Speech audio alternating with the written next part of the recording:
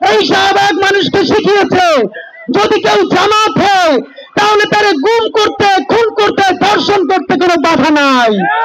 বাংলাদেশের বেগম জিয়া যিনি সবার আগে সমস্ত সুশীলতার বুকে লাথি মেরে, থুথু মেরে বলেছিলেন এইটা নাস্তিকদের মঞ্চ। আমরা যদি কাউকে শাহবাগী ট্যাগ না দিই, আমাদের কাছে যখন ইন্টারভিউ করা হয়েছে আমরা উত্তর দিয়েছি, সেটা হুম্মান ভাইকে জানাতে চাই। আমরা বাংলাদেশে ট্যাগিং পলিটিক্স, ট্যাগিং কালচার শুরু করি নাই। বাংলাদেশের সর্বপ্রথম তুই রাজাকার বলে ফ্যাসিবাদী দুনিয়ার সব থেকে নিকৃষ্ট মত তৈরি করেছিল এই শাহবাগ।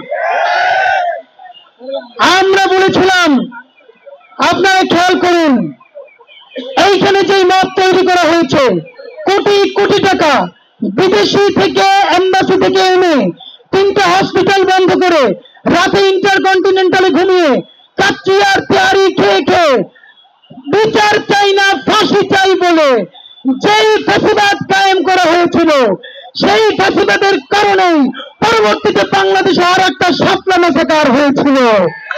ভাইরা আমার, বাংলাদেশে ট্যাগিং কালচার কারা শুরু করেছে? এই শাহবাগ মানুষকে শিখিয়েছে যদি কেউ জামাত হয় তাহলে তারে গুম করতে, খুন করতে, ধর্ষণ করতে কোনো বাধা নাই।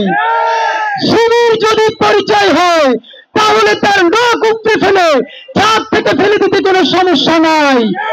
এই ট্যাগিং করতে করতে পরবর্তীতে তারা জামাত ছেড়ে বিএনপিকে ধরেছে।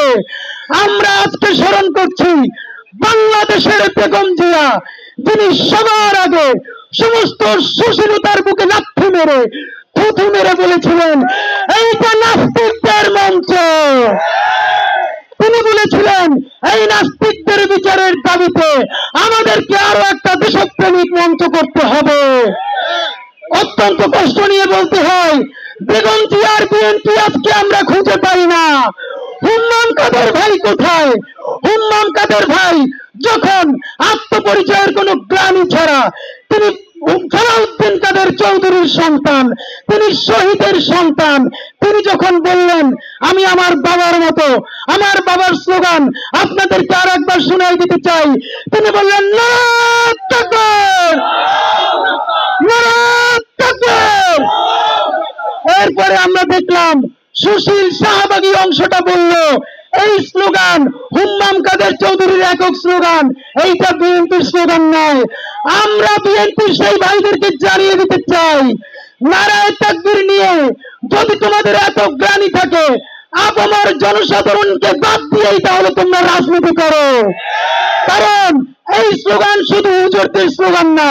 কিছুদিন আগেও বাংলাদেশের উপরে ভারত যখন আক্রমণ করেছে আপনারা দেখেছেন কৃষকেরা হাতে লাঠি নিয়ে ভারতের দিকে দৌড়ে যাচ্ছিল আর বলছিল নারায়ে তাকবীর। সুতরাং আমরা বলতে চাই, যার খুশি নারায়ে তাকবীর বলবে, যার খুশি মাহফিল করবে, কনসার্ট করবে, যাত্রা করবে, কাউকে বাধা দেওয়া যাবে না। সুতরাং শহীদ সালাউদ্দিন কাদের চৌধুরীর জন্মদিনে তার সন্তানের সামনে দাঁড়িয়ে আপনাদের সাথে কথা বলতে পারা আমাদের জন্য অত্যন্ত গর্বের। হুম্মান কাদের চৌধুরী ভাইয়ের মাধ্যমে জানাতে চাই, ইনশাআল্লাহ সবাই যদি কিছু হতে চায়, যাই শাহবাগ বাংলাদেশে ফ্যাসিবাদ কায়েম করেছে তাদের বিচারের দাবি নিয়ে ইনকিলাব মঞ্চের ভাই বোনেরা রাজপথে ছিল, আছে, থাকবে ইনশাআল্লাহ। বাংলাদেশ জিন্দাবাদ, ইনকিলাব জিন্দাবাদ।